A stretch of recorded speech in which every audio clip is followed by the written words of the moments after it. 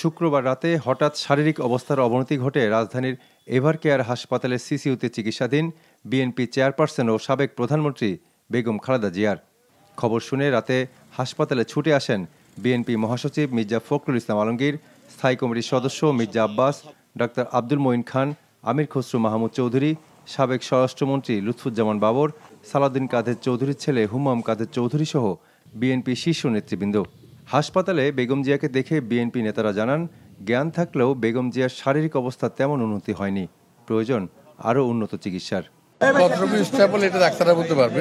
যে অত্যাচারটা ওনার উপরে হয়েছে বিগত সরকারের সময়, তার রেজাল্ট আমরা এখন পাচ্ছি। এখন দেখতে পাচ্ছি তাকে ওনার এই ভালো থাকে এই খারাপ থাকে, এই ভালো থাকে এই খারাপ থাকে।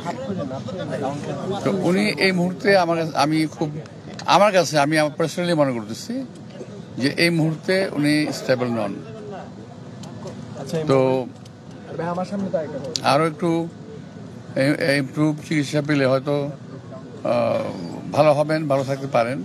তাকে নিবিড় পর্যবেক্ষণে রাখা হয়েছে এবং প্রতিনিয়ত তার বিভিন্ন যে প্যারামিটারগুলো সেগুলো তারা স্টাডি করছেন এবং সেই অনুযায়ী তারা ব্যবস্থা